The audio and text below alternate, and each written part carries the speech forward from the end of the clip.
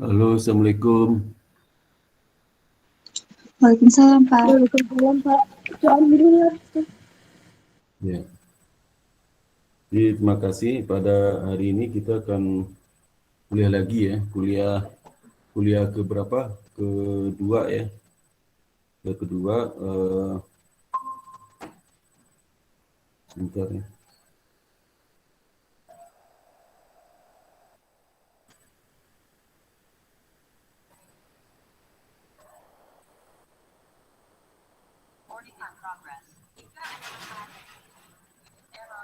Jadi hari ini kuliah kedua. Jadi nanti jam 8 berapa? Jam 8.35 ya. Sebentar, jam berapa? Acara sih. Jadi acara saya itu sebentar.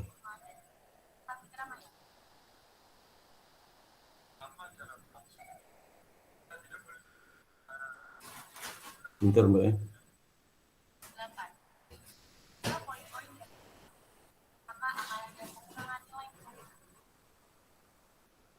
Assalamualaikum warahmatullahi wabarakatuh.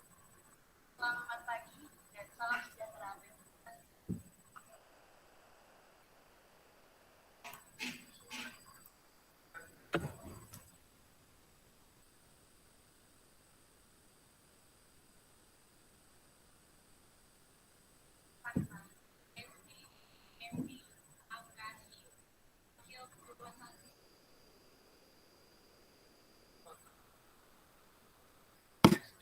Kasih sebentar Mbak ya.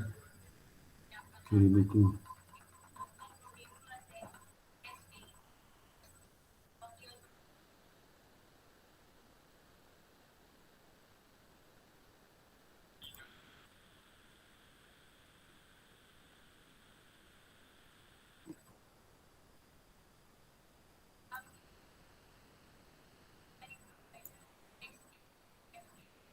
Sebentar Mbak ya, saya lagi nanti ada acara itu sebentar. Baik, Pak. Sebentar ya.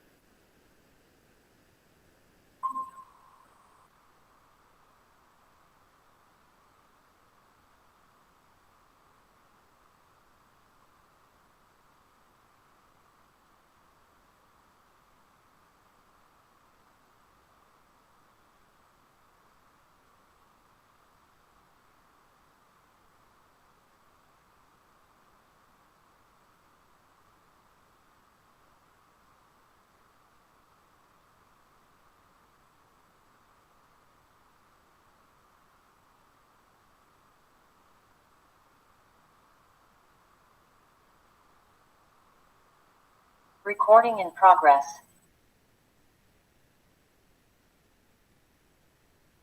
Slide selanjutnya.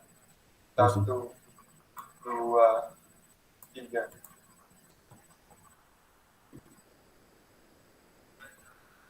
Oke, Assalamualaikum warahmatullahi wabarakatuh.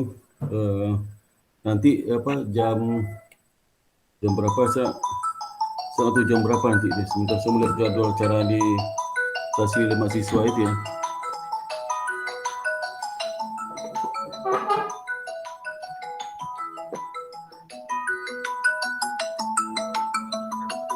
Ibu lagi di kamar mandi. Tunggu ya.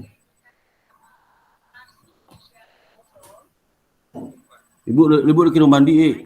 Ibu lagi kamar mandi. Waalaikumsalam. Ibu lagi kamar mandi.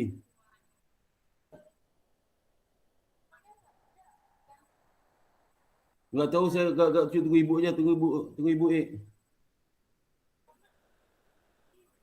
Ya tunggu ibu aja tunggu ibu aja. Okey, Assalamualaikum warahmatullahi wabarakatuh. Ini pada hari ini kita Waalaikumsalam. kuliah kedua mata kuliah akuntansi akuntansi perbankan syariah ya. Rabu jam 8 sampai jam 10 jam 10.30. Nah, hari ini ada acara maba masa baru. Nanti saya ada nanti saya akan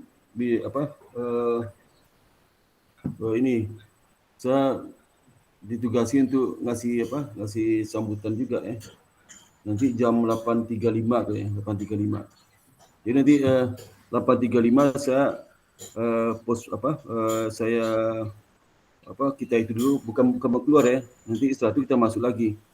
Jadi 8.35 itu sekitar 20 menit 20 menit. Nanti link ini saya hold dulu nanti saya hold ya. Saya hold artinya jadi kalau saya hold itu saudara nanti jangan keluar ya, jangan keluar. Nanti kita matikan suara aja karena nanti di komputer yang sama saya menyalakan itu juga menyalakan Zoom. Jadi Google Meet ini enggak saya matikan ya, tapi kita jangan ada suara.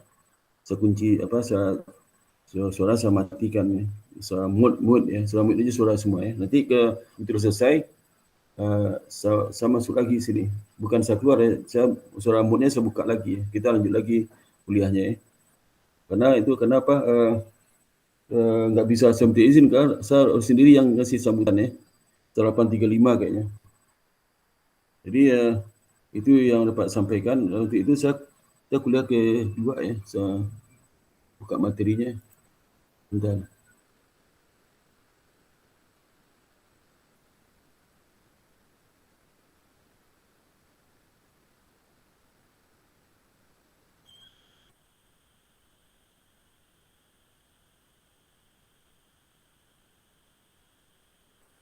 Sudah kelihatan belum? Halo? Sudah, Pak. Sudah, Pak. Oke, ini sesuai dengan silabus ya. Hari ini kita bicara mengenai operasional bank syariah dari perspektif akuntansi ya. Jadi bagaimana mekanisme operasional bank syariah dari perspektif akuntansi. Tentu saja kita kalau saudara belajar ada manajemen perbankan syariah ya. Nah, itu kan dari perspektif manajemen ya. Nanti kalau sejarahnya juga mungkin sejarah yang hubungan dengan manajerial manajemen. Terus kalau manajemen beda ya. Jadi ini ada akuntansinya. Kemudian saudara belajar lagi misalnya manajemen keuangan syariah. Nah, itu lain lagi ya. Mungkin ada sejarah juga tapi secara keuangan ya. Dan nanti ada juga akad yang disampaikan jenis akad ya. Kita jenis akad juga tapi kan akad itu terkait dengan akuntansi nanti ya, akuntansi. Jadi mungkin kalau sudah judulnya mungkin sudah berulang tapi penekanan beda-beda ya. Misalnya kalau di keuangan itu ada juga akad keuangan syariah, ada juga akad belajar. Dan di akuntansi ada juga akad ya. Dan di manajemen perbankan syariah mungkin ada juga akad itu ya. Ya, kemudian kredit kredit syariah mungkin ada juga. Jadi memang akad itu sering diulang-ulang ya, diulang setiap mata kuliah yang di syariah itu ya syariah.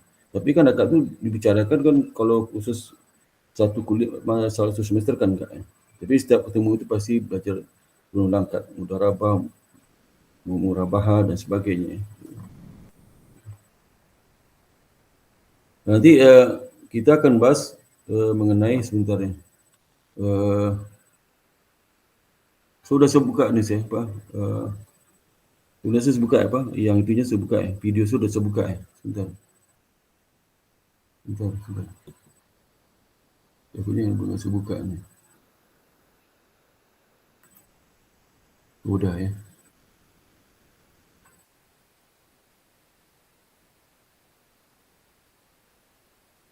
Jadi nanti kita bahas pertama lembaga keuangan syariah ya, perkembangannya dan sebagainya. Ini bukunya ada di buku apa? Di buku Pak Rizal Yahya ya, Rizal Yahya. Terus ibunya udah saya kasih itu bukunya. Ini nggak usah beli buku lagi kamu itu. Siapa yang udah punya bukunya Rizal Yahya itu? Dan si perbankan syariah. Ada yang punya bukunya nggak? Halo? Kalau saya belum, Nggak Pak. punya, Pak. Yang sudah siapa yang sudah? Yang sudah punya bukunya? Saya belum, Pak. Terus gimana bikin itu? Bikin apa PowerPoint yang kemarin itu, yang tugas hari ini. Sumber dari mana? Kalau saya materi-materinya kan banyak dari Google, Pak. Kebetulan dari kayak seperti penelitian-penelitian dosen-dosen lain yang terkait dengan materi ini, Pak. Jadi saya seperti itu. Ya, Mungkin teman-teman yang lain yang juga jelas seperti itu. ya, yang jelasnya apa? Kalau utama di buku ini ya, nanti tambahnya baru di Google ya, tambahnya. Jadi materi di buku ini, tapi tambah-tambahnya sambil di Google ya, sama di riset sebelumnya itu kan nggak perlu ya. Kalau sama sekali nggak apa-apa juga, karena kita kan bukan seminar akuntansi perbankan ya. Kalau sudah akuntansi perbankan baru sama sekali riset, ini nggak perlu ya. Jadi hati kita ini belajar mengenai teori dan konsep ya, dan aplikasi akuntansi perbankan syariah, bukan terkait dengan sesi riset ya, sesi riset. Jadi makanya dia buku Riza Yahya itu. Kalau belum ada yang punya itu sudah aku lihat belum di Google Scholar, di Google Classroom hari ini. Dan lihat Sudah, yang Pak. yang saya upload apa saja. Ya sudah, Pak. Yang diupload itu mengenai buku Rizal Yahya, kemudian materi hari ini sama tugas. Tugas ya, ya. Iya, Pak. Ya. Itu tugas itu rekap tugas ya. Itu yang saya upload ya. Jadi sudah kalau bikin PowerPoint-nya itu yang bahan utamanya buku Riza Yahya itu ya. Ya. Jadi Baik, Pak. jangan melenceng di situ ya. Bahan utama situ. Nanti tambah-tambahnya itu, tambah-tambah di subnya, misalnya sub ada istri pendukung pengembang perbankan syariah, tambahnya mungkin sebagai penambah dari buku lain, nggak apa-apa ya.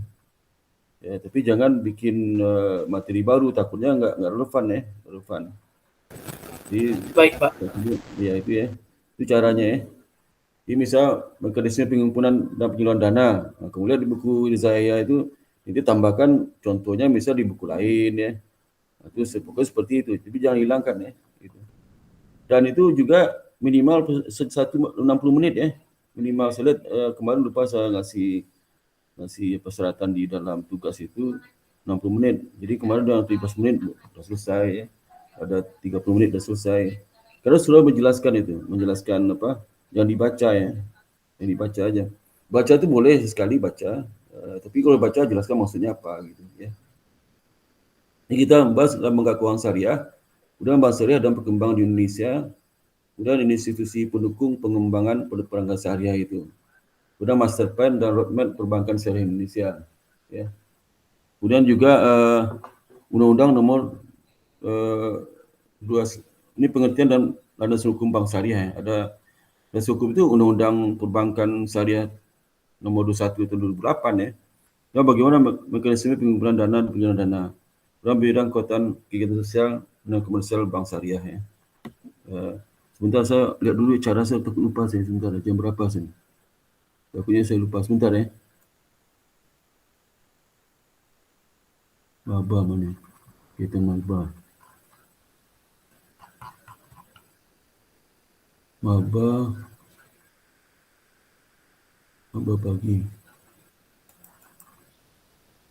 Mana nih? Kegiatan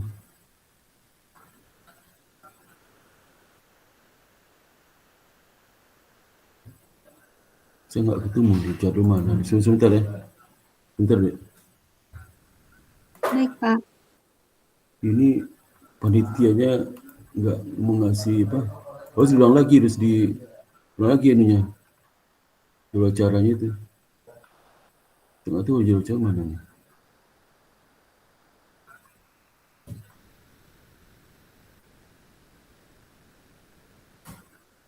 Upin, undangan.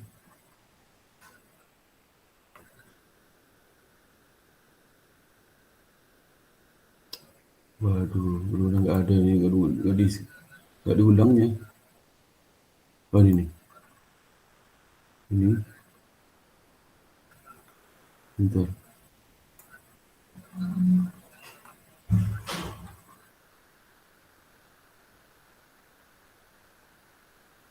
Bentar saya buka ini. Nanti itu jam 8.35 ya, 8.35 sampai 8.50. Nanti ada tanya jawab yang sampai 9 ya. 9 kita masuk lagi sini. Dan kemudian juga selanjutkan lagi ya. Lanjutkan.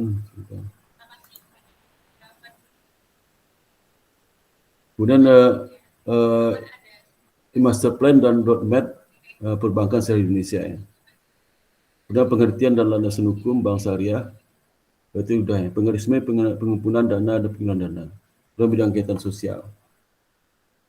Yang pertama kita lihat lembaga keuangan syariah itu ya. Jadi sejarah zaman dulu ya. Kalau ditanya kapan sih keuangan syariah itu dilembagakan pertama kali ya. Pertama kali itu di zaman Rasulullah ya. Itu namanya Baitul Mal. Jadi Baitul Mal itu zaman pemerintahan Rasulullah masih hidup ya. Jadi kan ditarik zakat ya.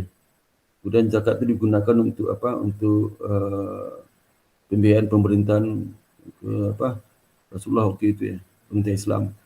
Nah, sehingga butuh lembaga, maka dibuatlah Baitul Mal di zaman Rasulullah. Jadi ini bukan lembaga penyimpanan kekayaan negara pertama kali di dunia ya, Baitul Mal untuk negara Islam ya, negara Islam. Nah, kemudian di zaman Rasulullah sampai kekhalifahan Rasulullah ya, itu Baitul Mal itu ya gitu aja terus ya. Nah, malah dulu pernah Rasulullah itu pegawai itu dari orang Yahudi itu yang mencatat segala macam sekretarisnya itu sama pegawai lain. Jadi Rasulullah itu tidak mandang agama juga karena kalau agama non-muslim berdampingan mereka bisa ikut kerjasama. Dan mulai dinasti Abbasiyah setelah pemerintahan sahabat Rasul ya, fungsi Baitul Mal itu bertambah dengan mengeluarkan kebijakan moneter. Jadi ada kebijakan moneter nih, terus mulai agak maju ya. Sehingga sampai itu, jadi dinasti Abbasiyah itulah itu setelah runtuh diganti oleh dinasti Utsmaniyah di Turki ya. Utsmaniyah di Turki inilah itu khalifah yang terakhir itu, khalifah Islam yang terakhir ya. Habis itu kan dinasti Utsmaniyah itu diturunkan ya. Bukan sebelum apa? Turki itu sebelum pemerintahan yang presiden Turki sekarang dan sebelumnya dan sebelum lagi ya. Nah, itu yang pemerintah khalifah terakhir. Jadi nama Baitul Mal itu tidak muncul lagi sebagai pusat pengaturan fiskal dan moneter negara. Ya, hilang ya Baitul Mal. Nah, kemudian pada tahun 1963 ya, jadi Baitul Mal itu hilang ya. 1963 di desa Midgamors ya, salah satu daerah wilayah Mesir ya, dibentuk sebuah lembaga keuangan desa ini, keuangan pertama kali ini, yang bernama Midgamar Bank ya, atau Saving Bank ya, Midgamar Bank. Itu oleh ekonom Dr. Hamad Al-Najjar ya. Najjar, dia orang Mesir. Nah, ini yang lembaga keuangan fungsinya apa? Ini penghimpun dana kan di masyarakat dalam bentuk tabungan, uang titipan, zakat, sedekah, infak. Tetap pemberian modal kepada masyarakat berpenghasilan rendah yang membutuhkan untuk bidang usahanya seperti perdagangan dan industri. Di dalam operasi tidak ada bunga. Tidak bunga ya. Jadi kalau misalnya kalau seperti bidang perdagangan mungkin bagi hasil. Itu bagi hasil itu nanti dia dapat bagi hasil dari penyaluran dana, bagi hasil dibagi lagi ke pemilik dana. Jadi kalau dia nabung dapat bagi hasil dari hasil perusahaan-perusahaan dibiayai oleh perbankan ini, oleh bank Midgamar Bank ya. Gitu. Jadi kalau di dalam Islam itu kalau kita sebagai penyandang modal ya, tidak hanya bagi hasil yang laba saya rugi juga ditanggung bersama gitu, bersama. Kalau sekarang kan kalau saya di perbankan syariah mungkin ya yang bagi hasil itu kalau laba, kalau dirugikan enggak. Kalau sudah minjam syariah, nah itu bagi hasilnya hanya kalau terjadi untung aja yang. Nah, di tahun 1973 ya, Organisasi Konversi Islam, OKI inilah organisasi yang anggotanya terdiri dari negara-negara Islam di dunia, termasuk Indonesia ya. OKI ini mendirikan Islamic Development Bank. Jadi IDB itu tahun 73. Sekarang masih eksis IDB. IDB itu memberikan pendanaan bagi negara-negara yang tingkat ekonomi rendah, negara Islam ya, itu dibantu membangun infrastruktur ya. Nah itu IDB itu yang bangun. Kemudian kalau untuk pengembang industri tertentu ya, ke bank sentralnya, dibiayai bank sentralnya kalau dia mau mengembangkan kebijakan industri tertentu supaya lebih bagus ya, UKM dan sebagainya, seperti itu. Jadi tentu juga didirikan dan beroperasi tahun 75 dengan kantor pusat di Jeddah ya. Jeddah itu kan di Arab Saudi ya. Jadi, ya. Nah di Indonesia didirikan di Indonesia kapan? Itu di tahun 2002 dekat Bank Muamalah Indonesia 92 ya. Nah kemudian kalau kita lihat ini perkembangan pendirian bank syariah di dunia ya, sampai dengan pendirian Bank Muamalah. Dimulai tahun 1963 dari Mid-Gamer Bank. Jadi kalau ditanya lembaga keuangan pertama kali di syariah apa? Itu 1963 itu di Mesir ya. Itu di desa Mid-Gamers Bank di Mid-Gamers. Nah itu dengan lembaga keuangan pertama. Kemudian tahun 73, jadi 10 tahun setelah itu IDB dibentuk ya di Jeddah. Kemudian juga di tahun yang sama di Filipina juga dibentuk Philippine Amanah Bank ya. Di Filipina itu ternyata syariah itu udah tahun 1973 ya, maju pada Indonesia ya. Karena mereka ada juga di Pulau Mindanao itu kan umat Muslim itu. Dan sudah ketahui sebelum Spanyol masuk ke Filipina, mereka mayoritas Muslim ya, Filipina itu mayoritas Muslim. Dan setelah Spanyol masuk, mereka dipaksa untuk masuk agama non-Muslim ya, sehingga berkuranglah umat Muslim. Nah di Mindanao, Spanyol nggak bisa menaklukkan, susah menaklukkan. Sehingga agama Muslim, Islam tetap bertahan di situ sampai sekarang. Kemudian tahun 74, setahun setelah itu didirikan Dubai Islamic Bank di Dubai. Kemudian didirikan juga di Mesir itu Faisal Islamic Bank, itu bank-bank syariah. Kemudian di Sudan didirikan juga cabang dari Faisal Islamic Bank ya. Kemudian tahun 77, 3 tahun setelah itu di Kuwait didirikan Kuwait Finance House ya, jadi lembaga keuangan di Kuwait ya, keuangan syariah. Dan 78 didirikan bank syariah di Jordan, namanya Jordan Islamic Bank. Di ada juga Islamic Financial House Universal Holding di Luxembourg ya. Luxembourg juga didirikan di Eropa nih, Eropa. Itu perbankan yang di Eropa ya. Di Eropa itu 78. Maka di Inggris itu sekarang maju sekali syariahnya, perbankan syariah.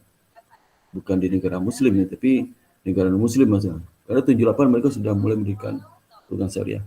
Lalu 79 setahun setelah itu di Bahrain didirikan juga Bahrain Islamic Bank. Kemudian di Iran ada juga Iran Islamic Bank.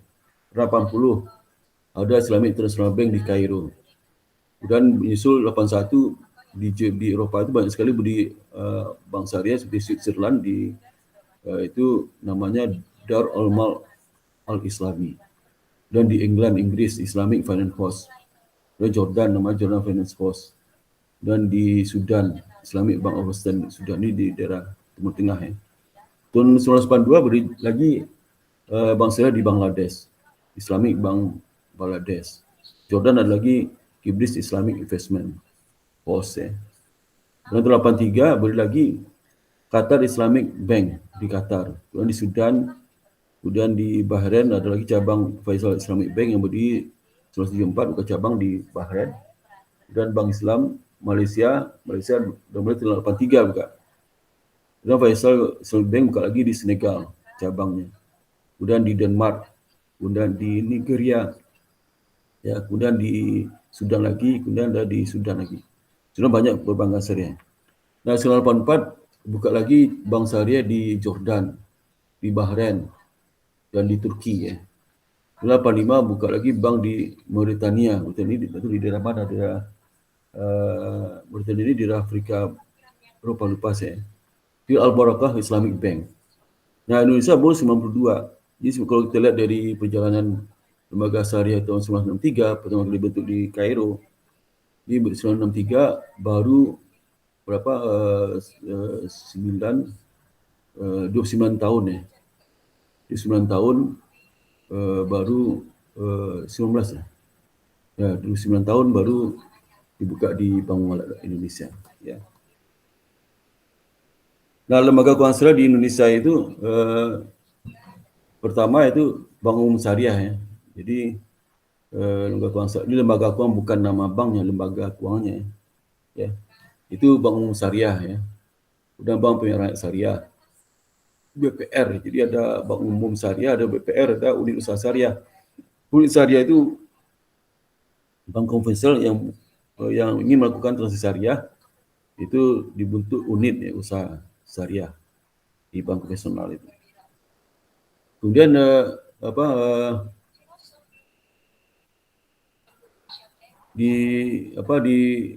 kedua Baitul Wad Tamwil ya, BMT. BMT itu singkatan Baitul Mal Wad Tamwil. Di Baitul Mal Wad Tamwil. Itu beda tuh, ada dua mal sama tamwil ya. Jadi disebut juga koperasi syariah. Maka di IBS itu punya punya BMT. Itu juga bakal koperasi sebenarnya, koperasi syariah. Jadi mahasiswa mestinya harus buka koperasi mahasiswa nanti di situ ada syariah dan non syariah ya. Jadi di situ simpan pinjam ini BMT-nya. Jadi ada koperasi syariah itu kan tidak hanya BMT aja, itu jual beli juga ya, jual beli barang, kemudian juga bisa pinjam jual beli barang lah ya. Itu. Ada dua itu yang utama. Terus sekarang di IBS cuma BMT aja, gue nggak sekalian bikin koperasi syariah aja atau koperasi mahasiswa ya. Kemudian BMT itu berdiri jadi ini termasuk jenis lembaga keuangan syariah pertama dikembang di Indonesia. Yang bikin itu mahasiswa loh ya, BMT itu sudah tahu. Itu mahasiswa ITB. ITB dan ITB Malaysia mungkin di Masjid Salman ya, ITB Salman itu. Itu Masjid Salman itu mereka ada pengajian Islam ya, ada kelompok-kelompoknya. Nah, itu bikin BMT. Jadi pada BMT itu tersebut menginspirasi, di begitu mahasiswa ITB mereka BMT, makanya terinspirasi kelompok masyarakat lain untuk mendirikan lembaga jenis. Sehingga akhir 2008, mungkin sekarang lebih lagi, ini terakhir 2008 datanya. Terdapat sekitar 3.000 BMT di seluruh Indonesia. Di BMT dari dua istilah itu, pertama Baitul Mal dan Baitul Tamwil. Ya. Oke, ini mungkin udah kita dulu ya. Mus dulu ya. Baik, Pak. Baik, Baik, Pak. Baik, Pak. Gitu.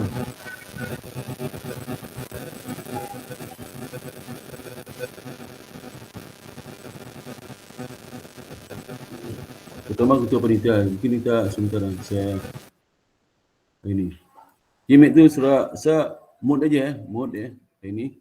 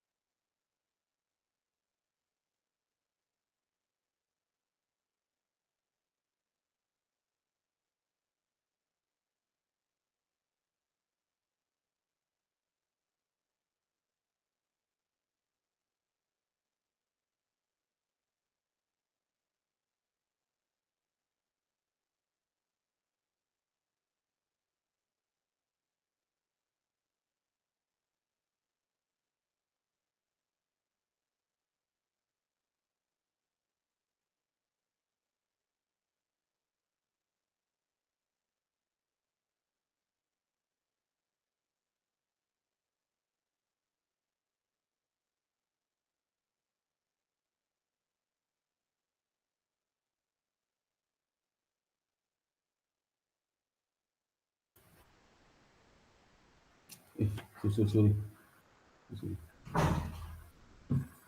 Halo, Assalamualaikum. Jadi, halo, kita lanjut lagi kuliah berikutnya ya. Baik, Iya Pak. Pak. Ya.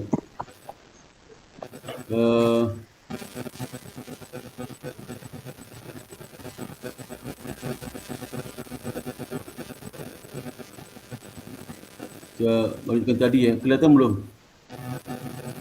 Sudah Pak. Sudah, Pak. Kelihatan? Sudah. Ya, saya lanjutkan yang tadi ya. Karena saya bermasalah Zoom saya. Jadi saya apa?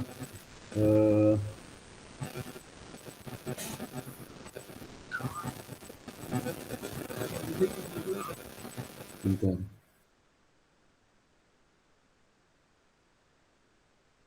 Kelihatan ya? Sudah, Pak. Masuk lagi sebentar. Oke. Jadi itu kembali lagi. Jadi Baitul Mal itu ada Baitul itu ada dua, Baitul Mal sama Baitul Tamwil ya. Baitul Mal itu merupakan istilah untuk organisasi yang berperan dalam mengumpulkan dan menyalurkan dana non-profit, zakat, infak, dan sedekah. Sedangkan Baitul Tamwil untuk organisasi yang mengumpulkan dan menyalurkan.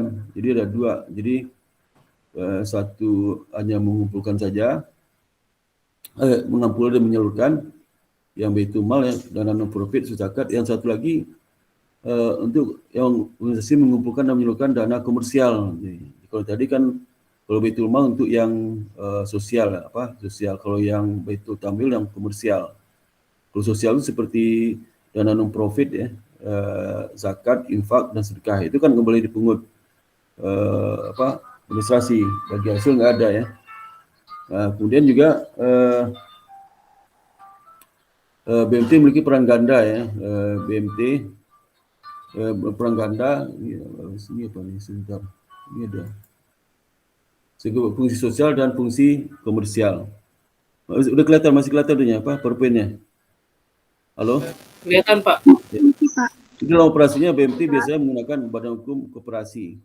Oleh karena itu BMT sering disebut dengan Koperasi Jasa Keuangan ya, syariah. Nah, kemudian berikutnya yang ketiga itu asuransi syariah ya. Syariah ini kalau di manajemen keuangan syariah dipelajari ini ya. Kalau di akuntansi kita, dalam fungsi kita akuntansi syariah ini mungkin sekedar tahu ya. Asuransi syariah itu industri asuransi yang beroperasi sesuai dengan ketentuan syariah, seperti misal PT Asuransi Takaful Keluarga ya. Dan PT Asuransi Takaful Umum ya, didirikan tahun 1903. Lagi asuransi Tugu Mandiri. Jadi dan juga ada dari dari ISMI, Ikatan Cendekiawan Muslim Indonesia, juga Yayasan Abdi Bangsa bersama Bang Malap mendirikan Bangsa bersama Bang Malap itu mendirikan PT Syarikat Takaful. Dan ada pasar modal syariah. Pasar modal syariah itu adalah pasar modal itu ada dua dijual ya. Pertama obligasi dan saham ya, saham. Nah, obligasi yang dijual itu perusahaan-perusahaan yang menerbitkan obligasi dan dijual di pasar modal, itu perusahaan yang aktivitas operasinya sesuai dengan syariah. Ya, nanti seperti apa nanti ada kriterianya. Sama juga saham syariah itulah di mana perusahaan-perusahaan yang emiten yang dipegang saham itu harus beroperasi syariah, sesuai syariah. Ada ketentuan di pasar modal itu. Nanti saham mereka itu akan masuk di daftar efek syariah DES ya. Dan nanti indikator perkembangan saham sesuai syariah itu dinyatakan dalam indikator Islamic Index JI ya. Islamic Index. Ada juga indeks harga saham gabungan ya. Itu biasanya untuk semua emiten yang konvensional yang menjual saham di Bursa Efek Indonesia. Ya. Dan Aranu Pengadaan Syariah juga ada di Indonesia ya. Jadi ada pengadaan syariah seperti contohnya Bang Malap bekerjasama dengan Perum Pegadaian membuat unit layanan gadai syariah di berbagai kota di Indonesia. Ada lagi lembaga amil zakat, dalam badan amil zakat BAS ya. Di dalam lembaga amil zakat ada lembaga amil badan merupakan amil zakat yang fungsi tentu saja badannya mengumpulkan zakat dari masyarakat ya, terutama kalau ini badan resmi zakat yang diakui negara ya. Jadi menarik dana zakat dari pegawai negeri, BUMN dan sebagainya. Itu bisa dikurangi untuk berpajak mereka. Pajak kalau dananya masukkan ke lembaga zakat atau badan zakat ya. Nah, bagaimana perkembangan bank syariah dan perkembangan di Indonesia? Jadi bank syariah Indonesia seperti saya sampaikan tadi ya, itu saat ini bangsa syariah itu memang tidak begitu banyak ya. Kalau di awalnya baru 4% tahun Oktober 2016. Oktober 2016 naik ya, jadi 5% ya. Itu di atas itu 5,13%. Itu adanya konversi BPD Aceh jadi Bank Syariah Aceh Syariah. Dan kalau salah itu BPD NTB juga konversi ke Bank Syariah ya, NTB. Dan juga sekarang Bank Negari itu konversi ke jadi Bank Syariah Negari ya. Sehingga menimbulkan pangsa pasar naik ya, tapi naiknya tidak begitu banyak ya. 2017 5,34% pangsanya, 2017 5,75%, sekarang sekitar 10%-an ya. Sejak bursa, jadi Bank Syariah Indonesia di penggabungan dari 4 bank syariah ya, BSI itu. BSI itu termasuk sekarang setelah digabung Bank Syariah Mandiri, Bank BNI Syariah, kemudian BTN Syariah, kemudian BRI Syariah ya. Nah, sekarang termasuk jumlah masuk ranking 10 dari aset terbesar yang ada di aset syariah terbesar di Indonesia. Aset bank, perbankan syariah. Pertama kan itulah terbesar itu BRI ya, BRI. Kemudian Bank Mandiri itu BCA. Nah, itu yang BSI itu termasuk yang 10 ya. Ya, 10.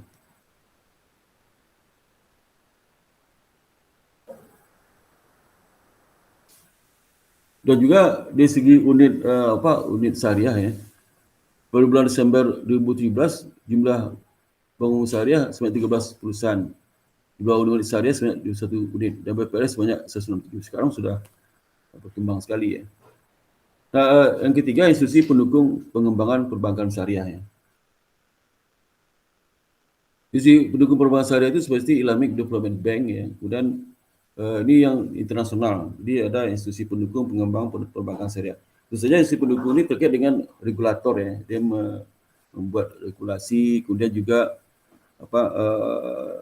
berkembang dalam pembiayaan kepada negara ya, seperti Islamic Development Bank itu lembaga keuangan internasional didirikan berdasarkan deklarasi hasil konferensi menteri-menteri keuangan negara Mesir di Jeddah ya.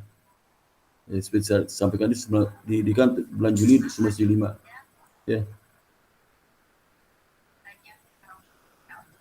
Kemudian yang kedua adalah Accounting and Auditing Organization for Islamic Financial Institution ya.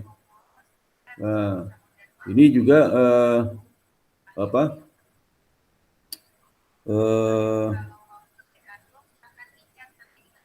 Accounting and Auditing Organization for Islamic Financial Institution AAOIFI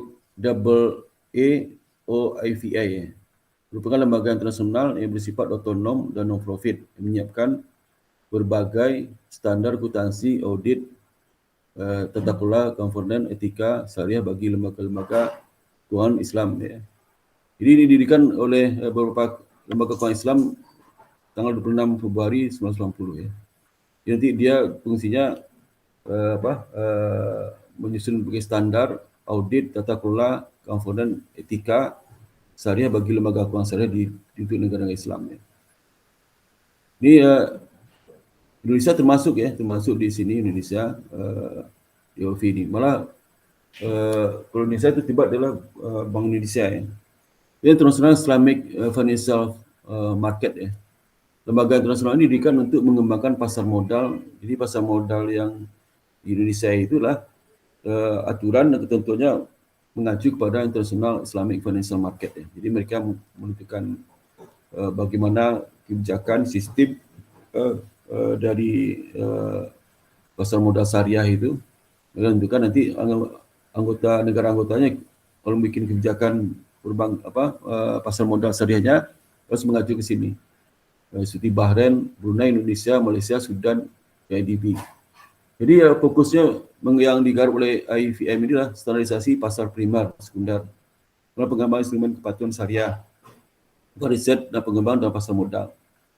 Dan Islamic Financial Service Board yang keempat adalah lembaga internasional yang penyusunan standar bagi lembaga pengatur dan pengawas yang memiliki kepentingan dalam mendorong stabilitas. Jadi Islamic Financial Service Board ini adalah badan yang mengatur bikin standar bagi bank sentral negara Islam ya.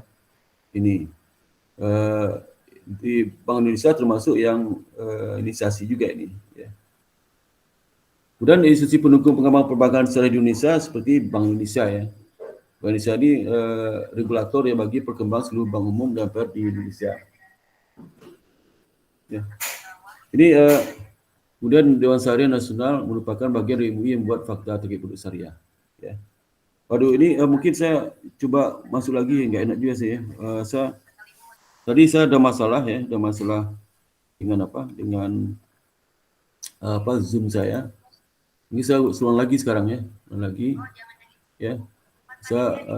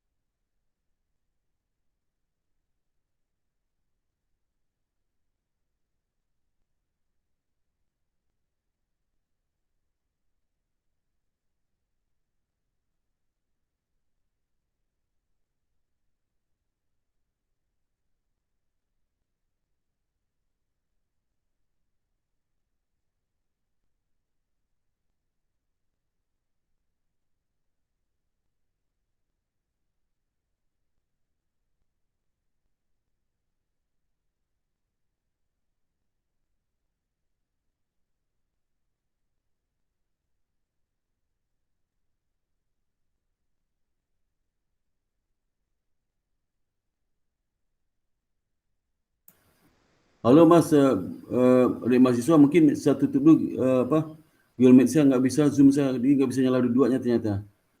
Tutup dulu ya, nanti saya masuk lagi ya. Baik, Pak. Ya, Baik, saya Pak. tutup dulu. Ternyata nggak bisa itu, nggak bisa